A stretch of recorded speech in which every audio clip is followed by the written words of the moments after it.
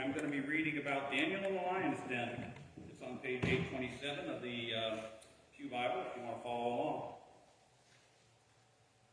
Although Daniel knew that the document had been signed, he continued to go to his house, which had windows in its upper room open toward Jerusalem, and to get down on his knees 3 times a day to pray to his God and praise him, just as he had done previously. The conspirators came and found Daniel praying and seeking mercy before his God. Then they approached the king and said concerning the edict, "O king, did you not sign an interdict, that anyone who prays to anyone, divine or human, within 30 days, except to you, O king, shall be thrown into a den of lions?" The king answered, "The thing stands fast according to the law of the Medes and Persians, which cannot be revoked." Then they responded to the king, "Daniel, one of the exiles from Judah, pays no attention to you, O king, or to the interdict you have signed, but he is saying his prayers 3 times a day." When the king heard the charge, he was very distressed. He was determined to save Daniel, and until the sun went down, he made every effort to rescue him. Then the conspirators came to the king and said to him, "Know, O king, that it is the law of the Medes and Persians that no interdict or ordinance that the king establishes can be changed." Then the king gave a command, and Daniel was brought and thrown into the den of lions. The king said to Daniel, "May your God, whom you faithfully serve, deliver you."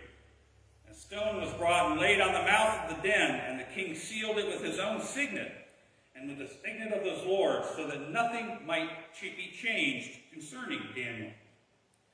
Then the king went to his palace and spent the night fasting. No food was brought to him, and sleep fled from him. Then at the break of the day, the king got up and hurried to the den of lions. When he came near the den where Daniel was, he cried out anxiously to Daniel, "O Daniel, servant of the living God, has your God, who you faithfully serve, been able to deliver you from the lions?" Daniel said to the king, "O king, live forever. My God sent his angel and shut the lions' mouths so that they would not hurt me, because I was found blameless before him and also before you.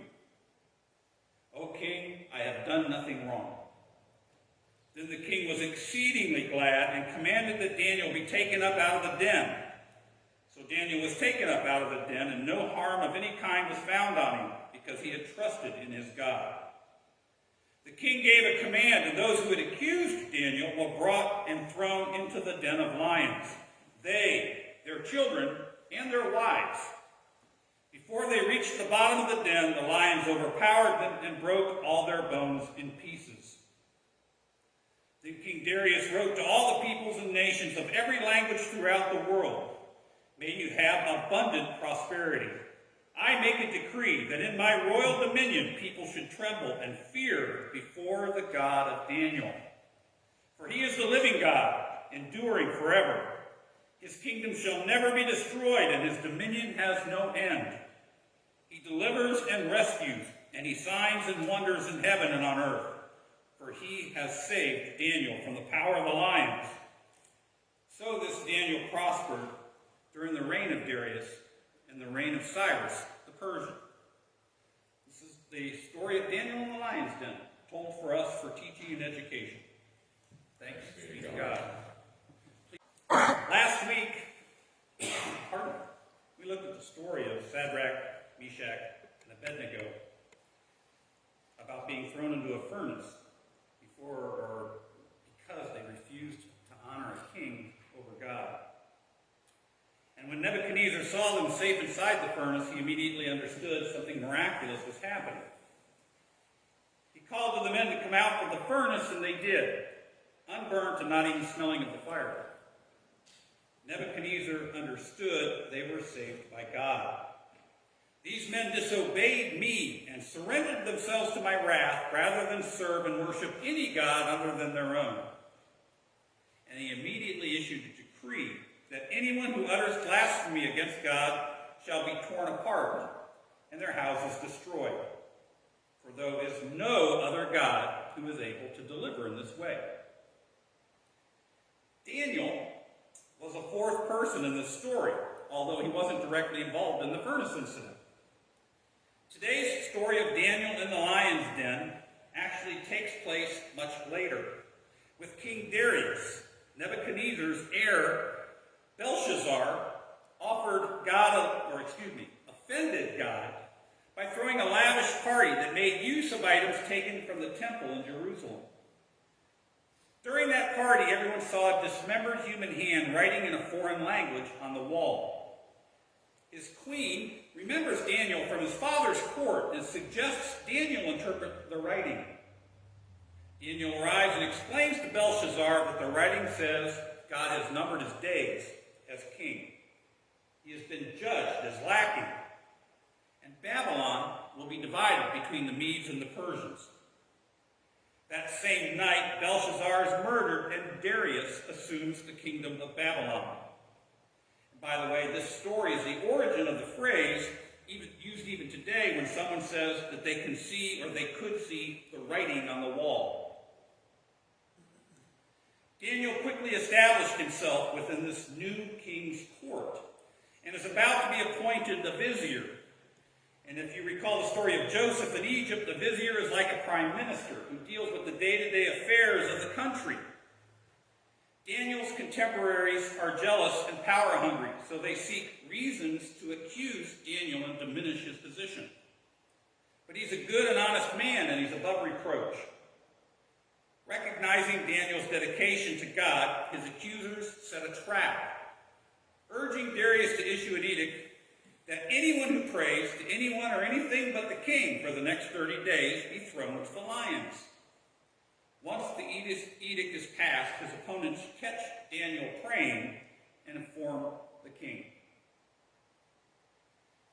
Many Bible stories where people must choose between God or worldly priorities involve arrogance and foolishness on the part of the opposition. Today's story is something of an exception. Darius is not happy with the conspirators, and he tries to intervene to save Daniel. But even he cannot change the language of the law that he passed. He regretfully informs Daniel, "May your God, whom you faithfully serve, deliver you." Daniel is taken to the lion's den, and the king seals the entrance to verify that nobody else intervenes. Then Darius retires to his chambers to fast and pray for Daniel the entire night. At dawn, Darius anxiously hurries down to the lion's den and calls out to Daniel from behind the stone, "O Daniel, servant of the living God, has your God, whom you faithfully serve, been able to deliver you from the lions?" From behind the rock, Daniel answers, "My God sent his angel and shut the mouths so that they would not hurt me, because I was found blameless before him and before you, O king. I've done nothing wrong." Darius draws Daniel from the den, then commands all those who accused him to be thrown inside, along with their wives and their children. And the lions are quick to take action on them. A few weeks back, I shared a lesson on inherited sin, the sins of our fathers. And there are a number of stories in the Bible where the bad guys, the ones being used as either lessons or who are unworthy and unwashed, are treated rather harshly, and certainly outside of what we view today as American or even Christian behavior. The residents of Canaan, when the children of Israel entered into and took by force the lands that they believed had been promised to them, are an example of that. The close of today's story also seems to fall into this category. Wives and children were horribly killed, tossed to the lions, along with their husbands and fathers, because of their pride and deceit. The book of Daniel is much more than a couple of really good children's stories. Shadrach, Meshach, and Abednego tossed into a furnace, reading the writing on the wall, Daniel being thrown into a lion's den. These are all shared in the first half of the book. But Daniel's expertise wasn't with lions. It was in interpreting dreams and prophecy. The first 6 chapters of Daniel describe the furnace and the lion's den, as well as Daniel's interpretation of visions and dreams. powerful interpretation, and one likely worthy of its own message, is Daniel's interpretation of Nebuchadnezzar's troubling dream, which vaulted Daniel to his high position within the court of Babylon from the start. In his interpretation, Daniel explains to Nebuchadnezzar how his kingdom will end, what will follow, and how God will eventually set up a kingdom that will crush all worldly kingdoms and stand forever, never to be destroyed. The balance of the book of Daniel involves prophecy for Israel, 4 visions and their interpretations. Remember that all of Israel and the court in Jerusalem had been carried away to Babylon by Nebuchadnezzar. They're not even in Israel, or what we know as Israel as a geographic location. Chapter 9 opens with Daniel realizing that the 70 years of exile prophesied in Jeremiah are coming to an end. He prays that God will remember the promises he made to his people and deliver them from exile, restoring their land and rebuilding Jerusalem. Gabriel visits him in response and informs him that an anointed one is coming who will accomplish 6 specific tasks: to finish the transgression, to put an end to sin, to atone for iniquity, to bring everlasting righteousness, to seal both vision and prophet, and to anoint a most holy place. This is all in Daniel 9:24. These events will all take place over what Gabriel defines as weeks, but are considered by scholars to be simply appointed periods of time. All will begin when the word goes out, which most accept as Cyrus's decree, who will follow Darius, in 538 to rebuild Jerusalem and the temple. This is all described in the book of Ezra. The rebuilding process will occur over 7 weeks. Then for the next 62 weeks, beginning with the time of around Nehemiah, about 445 BCE, God's people will suffer troubled times. During this period, Israel was ruled by the Greeks and later the Romans. Then the Anointed One arrives at the final week, which Christian scholars presume to be Jesus' birth. During this final week, the Messiah will be cut off and shall have nothing. But things nonetheless will be made strong, and there will be a covenant made with many. Again, Daniel 9:26 and 27. Things will go badly for God's people, but there is a decreed end for the desolator at the culmination of these 70 weeks.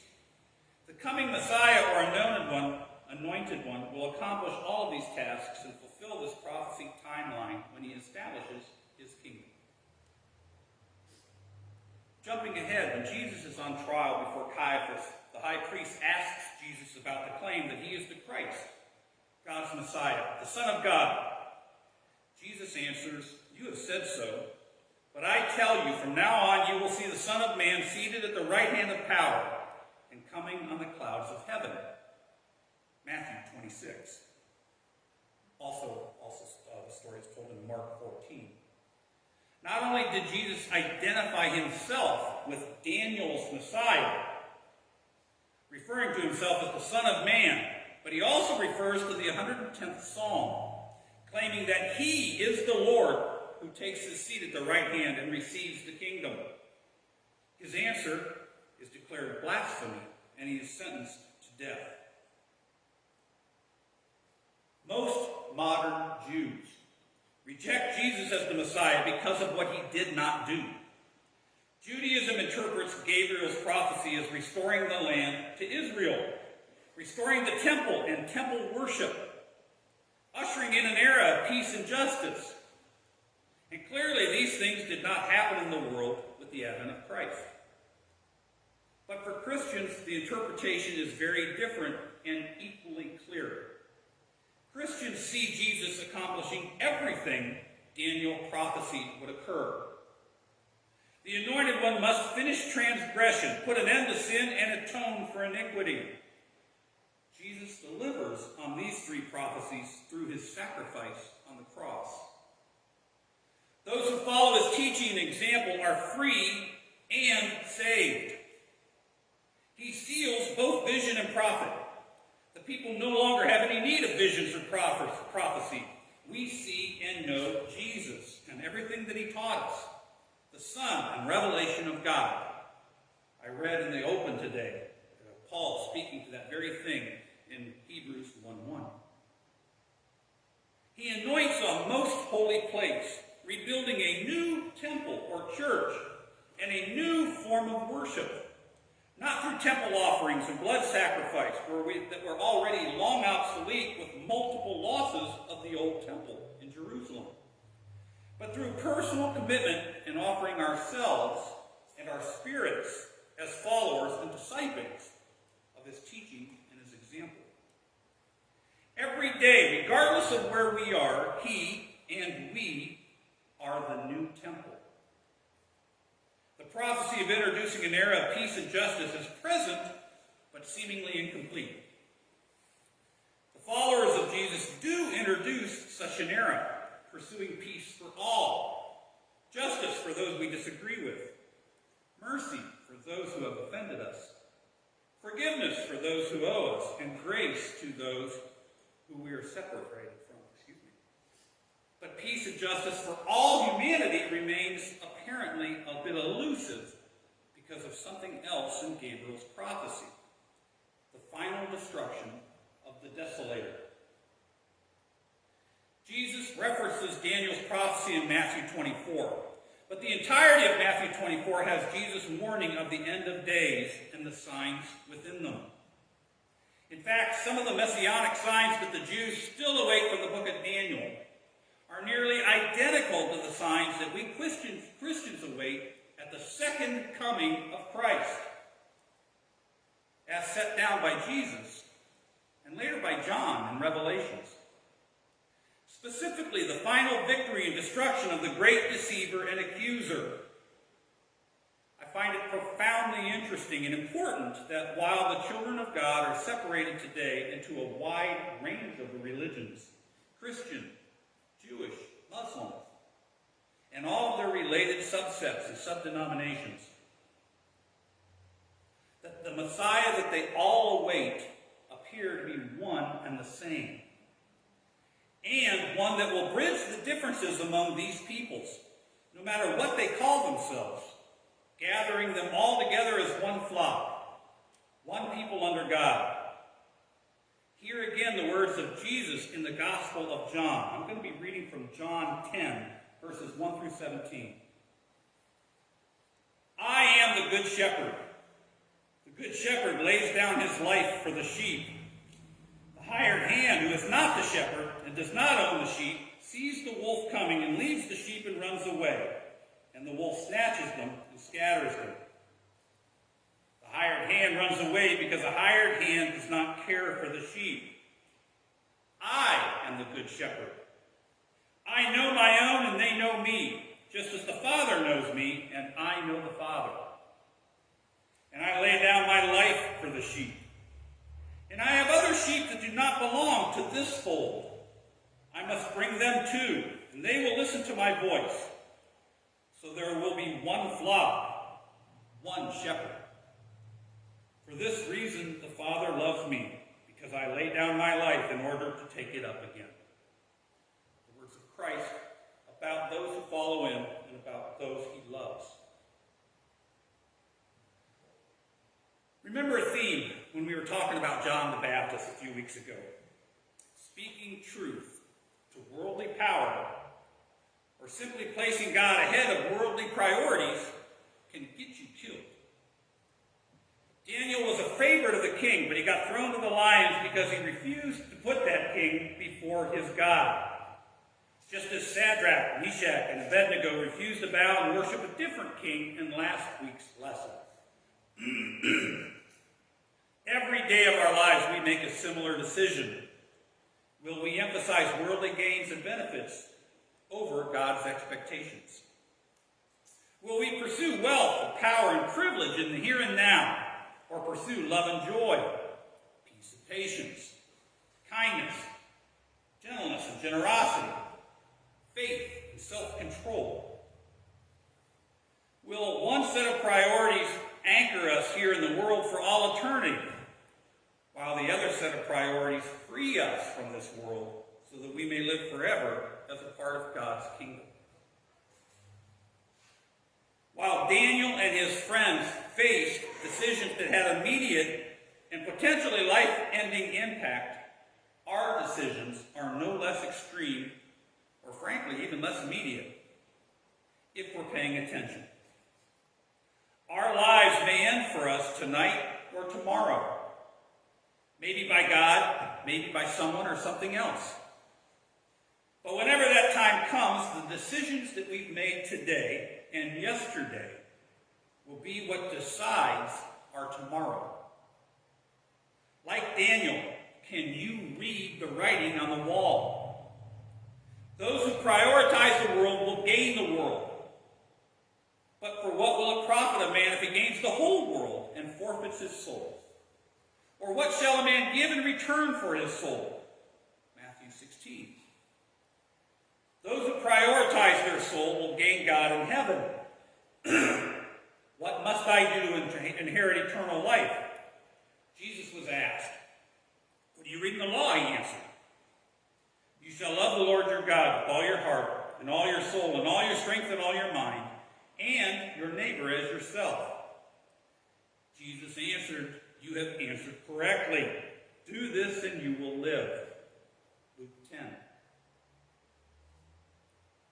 The book of Daniel offers more than just a couple of children's stories. It offers answers to what has happened to the children of God in the past and what is coming. The book of Daniel offers prophecy of Jesus as we know him in the Gospels, as well as Jesus as we look for him again. The book of Daniel offers assurance that God was and remains in charge, despite worldly and even otherworldly powers. That God can and will allow or even lift up such powers, and that God can and will cast them aside as God sees fit. And the book of Daniel offers us simple examples of what it means to love and remain true to God, even if it means choosing God over life itself. Jesus offers later a much more detailed and a much more powerful example. In fact, a lifetime of examples, right up to hanging on a cross. For what will it profit a man if he gains the whole world but forfeits his soul? What shall a man give in return for his soul? Amen. Next week we're going to be talking about another Bible story of the ages, David. The point of, or the topic of the message is David. Loving God doesn't make you perfect. The reading is in 1 Samuel 17. And the reflection for the week is tossed into a fire, a lion's den, we battle with a giant. What danger would you face for God? Our closing prayer is on 360. It's fairly short. Let's share this together. Gracious God, make me sensitive